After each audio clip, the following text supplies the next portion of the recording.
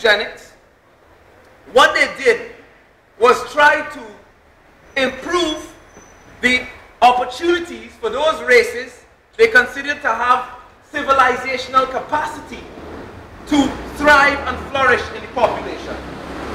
In negative eugenics, those races, according to their crazy theories of inferiority, that did not have the same civilizational capacity, they had to remove the things that would help those races to flourish and try to get those races to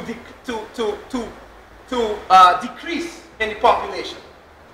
And so in positive eugenics in Costa Rica right up until the 1940s, they had special immigration policies, right, that brought in whites from any part of Europe so that and gave them free land and sometimes all kinds of other incentives so they could come here and populate the country, so they could call this place a European country, so this place could have civilizational capacity, right? In terms of negative eugenics, some of the things they did was experiment with diseases. You know about the Tuskegee experiment in the US, where they injected blacks with syphilis to see what would happen. In South Africa, when apartheid was over, they found a lab. In fact, the National Lab of South Africa had been working on special diseases to wipe out blacks. This is a fact, right? They engaged in massacres, 1911, 1912 in Cuba. They put up posters in Havana, and they say, let's go down south to Oriente and massacre as many blacks as possible, because we need to improve the racial stock of our country. They also engaged in sterilization of our people without their knowledge and against their will. Very important. And I saved that for last. Why? Because I found some of the most disturbing things about sterilization very recently. The United States of America, in their eugenics policy, which started in 1907, 32 states took up special eugenics laws with sterilization as part of them. I discovered that sterilization continued until 1979. In 1979 in North Carolina, the last sterilization that we know of took place in the United States of America. And the point I want to make, let me give you another example. Peru, before I make the point. I discovered that in Peru, they were doing the same thing to indigenous people. Because, let's get this straight, brothers and sisters. We're not talking about just an attack on Africans. We're talking about an attack on 7/8 of the world's population. All non-white peoples. So all indigenous brothers and sisters face the same music. I discovered in Peru that between 1990 and 2000, almost 400 indigenous people, most of them women, were sterilized without their knowledge. The way they did it was something called an operation called a tubal ligation. Most of these sterilizations were done in 1996 and 1997. More than 200 a day on indigenous people. Some of the women were actually pregnant when this operation was done to them. And they lost their babies, and some of them became ill and died. And some of them are still suffering today from those operations in the 1990s under Fujimori, who is thankfully in jail today, but still to face the music for those crimes. And the point that I want to get across, brothers and sisters, is that we cannot depend on the morality of others. When I started off this presentation, I spoke about the propagation and the prophesization, the profession and the professing of universalism, equality, and so on, and the observance and practice of something else. We cannot depend on the morality of others. This is not a matter of mere success or failure. This is a matter of life and death. The only thing standing between you and I and what happened to those indigenous people in Peru is the power of our community globally. was to happen to our people today, because of the power we've been able to acquire collectively, somebody would have to pay. Those indigenous people can't get compensation, they can't get nothing. They can't even get recognition for those crimes yet. The international community hasn't even recognized that genocide under Fujimori yet. He was tried for stealing money and for killing a few university students and sentenced to something like 15 years in prison. He has not even been tried for the genocide of indigenous people to the tune of 400,000. Why? Because of one thing, power. You understand that? Yeah. And why do I make that point? Because we have to work together, brothers and sisters. We have to become more united. We don't all have to join the same organizations, but we have to join an organization somewhere with people with our like minds and our like interests, and work together with them. And when we see the opportunity, work together with those from other organizations for the betterment of our people. And as I said, it is not a matter of failure or success. It's a matter of life and death. And this is something that Marcus Garvey understood quite thing. And this is why he was able to organize 10,000 people worldwide, 10 million Africans worldwide, before you had telephone, before you had email. Imagine that. I mean, we can't even, some of us can't get an organization of 20 people going. You know what I mean? We have text messages, BBM, and we can't get 5 people at the meeting on Friday, right? But Marcus was able to get 10 million worldwide. Before you had, you know, a telephone. He couldn't call the people in Costa Rica and say, hey, brothers are coming. He had to send a message. The ship had to sail. It's taking them weeks to come here. And that's how it worked out. So he understood that. So this is the Emancipation Project. This is why we come together the way we do around this time of year. This is the importance of using August 1st. Now let's talk a little bit about August 1st, emancipation. This is something we need to understand. This is not an ethnic event, emancipation.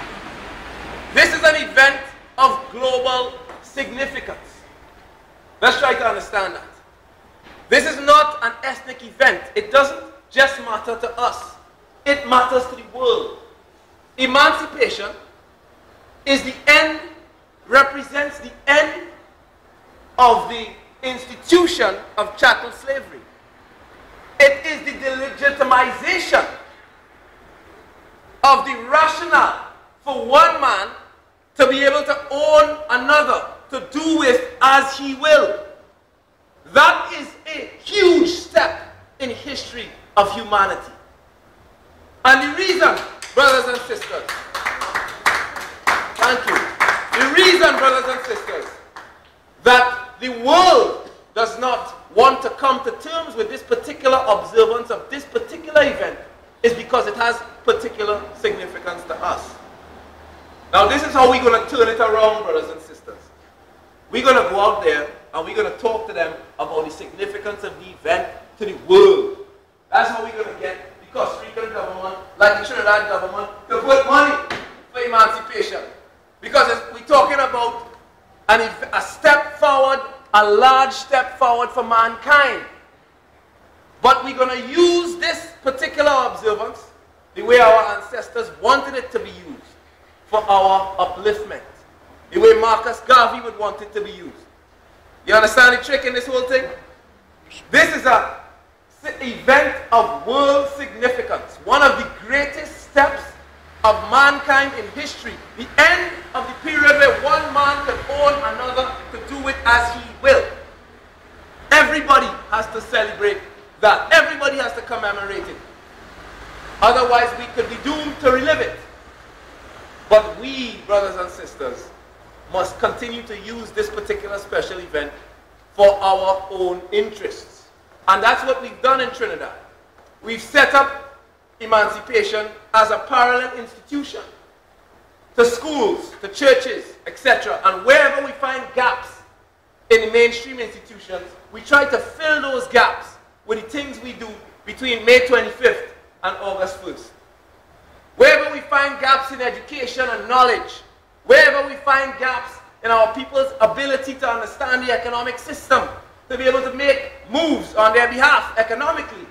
We try to fill those gaps. And we bring scholars from all over the world, the greatest African minds to Trinidad, to see if they could help us to move our people forward. This is the emancipation project that you are involved in here today, brothers and sisters. In closing, as we get near to the end, there is something that we must be mindful of.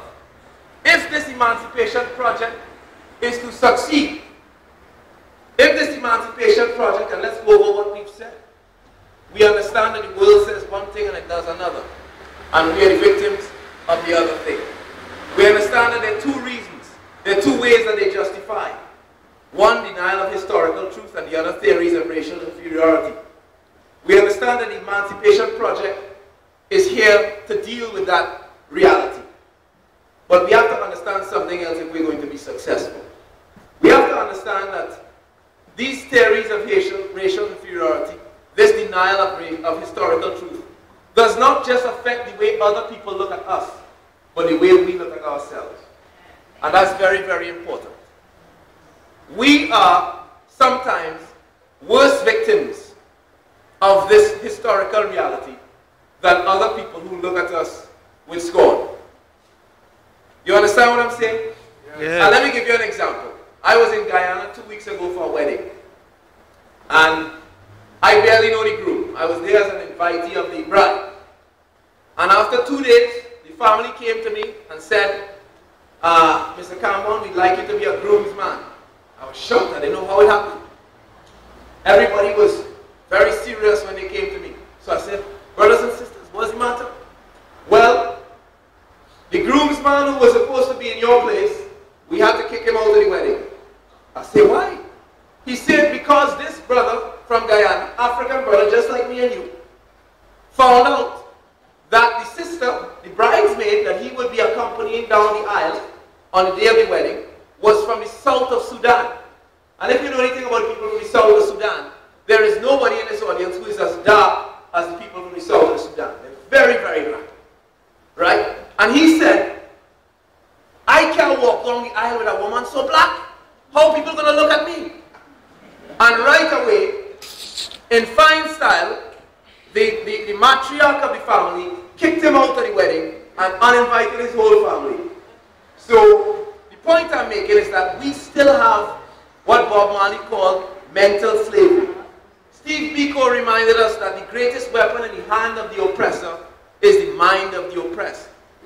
When we look around us today, we still see the obsession of our people with straightening their hair. We look at the question of Jamaica. We see bleaching at an obscene level in Jamaica. You now have an entertainer called Vybz Kartel from Jamaica who is advertising bleaching creams that he is selling himself, and he's used himself as an experiment.